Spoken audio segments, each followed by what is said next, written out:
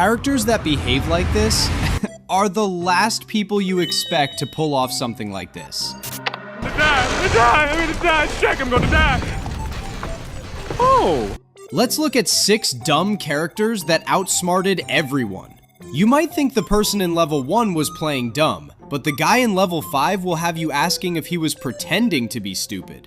And stick around to the end of the video to find out who our mystery level 6 character is. He's someone you haven't seen on your screen in a minute. We're going to start our list in deep waters with Dory from Finding Nemo.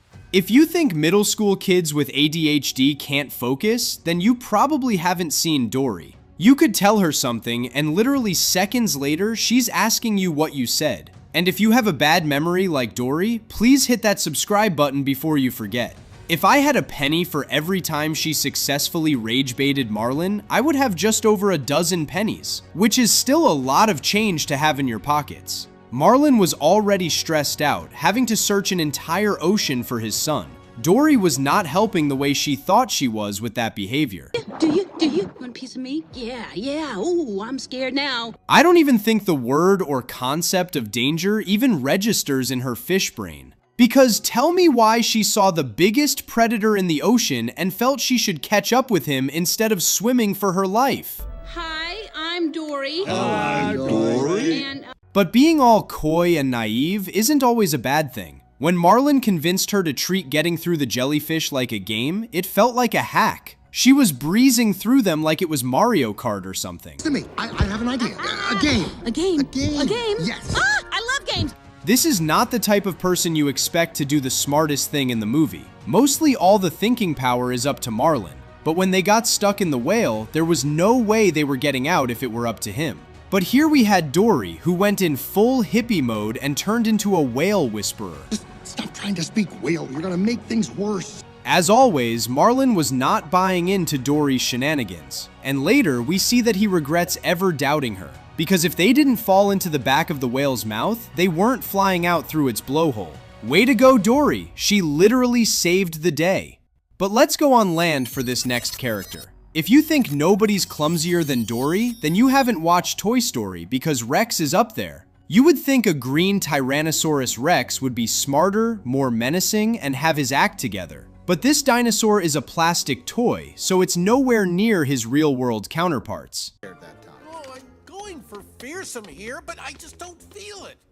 Sorry, Rex, nothing personal. He's always knocking things over or saying the dumbest thing you can think of. But for some reason, he's a video game freak. He's a Buzz Lightyear fanboy, so he's an expert at the video game. And at first, this seems utterly useless. What good are video game skills? He's a frickin' apex dinosaur, for crying out loud. He should be able to bulldoze things out of the way and scare other toys when needed. But no, Pixar gave us a gaming dinosaur, which, believe it or not, actually comes in handy. Psst, hey, if you also play video games like Rex and me, hit that subscribe button and we might talk about animated characters who have weird hobbies. When Andy's toys find themselves battling a real Zurg, it gets real. Buzz Lightyear is getting his plastic backside handed to him. This is bad news because Buzz is the combat expert. The gang is done for, not unless Rex has something to do about it. You could have defeated Zurg all along. You just need to believe in yourself.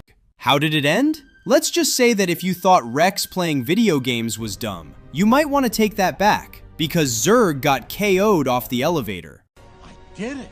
I finally defeated Zurg. You know who else people often look down on? Mater, the old rusty tow truck best friend of our favorite race car. You never really think too much of him in the first movie, but by the second installment, he left our jaws on the floor. What do you mean this lowly tow truck is going all 007 saving the world? Mater going into espionage sounds like a recipe for disaster, and it actually is. Who mistakes wasabi for pistachio ice cream? And do you want to know the crazy part? Finn and Holly actually believe that he's just putting on an act because the job demands it. But at a point, even they start to believe that Mater might actually have a few screws loose. This is because of this scene right here. It's him. What? Me?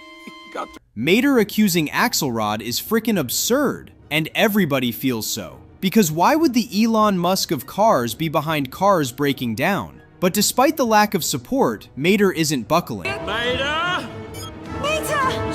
Someone do something! He may be clumsy, but he sure does know how to connect the dots. From the oil spills to noticing Axelrod's fake chassis, Mater would have made Sherlock Holmes wet his pants. Sometimes being underrated is the best trait a spy can have, and boy did Mater have everyone fooled about him. Speaking of fooling, you can't expect anyone to possibly believe Donkey has an IQ higher than -40. The fact that this talking animal is voiced by a generational comedian tells you everything you need to know already. Whenever we see Donkey in any scene, we're in for a serious laugh. We can stay up late, swapping manly stories, and in the morning, I'm making waffles. I mean, it's not as if Shrek is any smarter, but if the ogre seems more logical than his hooved friend, what does that say about him? I could swear that if Donkey had to think long and hard about anything, his eyes might pop out. But let's back up a bit. Donkey may not be no Einstein, but he's smart enough to realize that not every battle needs you to go in with a sword raised, because there was no way he and Shrek were going to escape the dragon's lyre like that. Instead, he does what most smooth talkers do, charm their way out of things. You're just reeking of feminine beauty. What's the matter? And I might need to get a handbook from this animal. How do you make a dragon fall in love with you in a matter of minutes? If I had Riz like Eddie Murphy, I'd get you guys to hit that subscribe button as fast as I could. Anyways, he managed to turn a certain death sentence into a romantic dinner date. If it wasn't for Donkey's dumb flirting, the movie would have ended right there with Shrek as a dragon-sized appetizer. He's the only one who realized that you don't need to slay the beast if you can just charm the scales off of it. Hey, don't do that. That's my tat. That's my personal cat. Well, you gonna Our next character is also an animal, but it's funny how you'd expect them to be smarter than Donkey, yet they come off as more clumsy. I'm talking about Doug from Up, because boy is he one heck of a canine. Sheik. Speak. Hi there.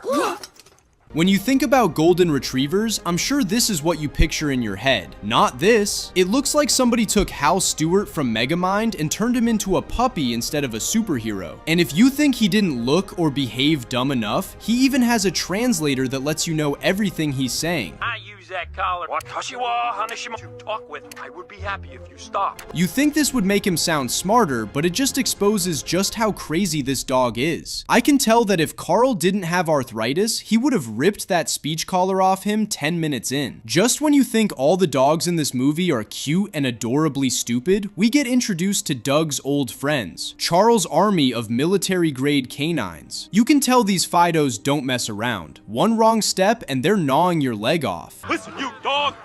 Sit. Yes, sir. And putting Doug right next to these beasts shows just how much of a cutie he is. But if you think he was nothing more than cute, that's where you're mistaken. Now for our mystery character. You're not going to believe this, but it's Sid. That's right, the prehistoric sloth from Ice Age is top of our list for dumb characters who completely outsmarted everyone. If you think your younger sibling is a nuisance, try being a mammoth and a saber-toothed tiger forced to babysit a sloth who can't even walk 2 feet without starting a landslide. Oh, I'd love some. Not you, the baby. Well, I ain't exactly lactating right now, pal. He's the guy who wakes up late for the migration, steps on a salad being eaten by 2 massive rhinos, and somehow turns a simple walk into a near-death experience. Like, tell me why you're trying to adopt a human baby when you can't even keep your own tongue in your mouth. He's clumsy, he smells, and his survival strategy is basically just hope Manny is behind me. Most of the time, the herd is just trying to make sure he doesn't accidentally go extinct before lunch. But don't let the lisp and the lazy eyes fool you, because when the stakes are at their highest, Sid turns into a tactical mastermind. During the final showdown with Soto's pack of sabers, everyone expected Sid to be the weak link. The tigers thought he'd be an easy snack, but Sid used his dumb reputation as the perfect bait.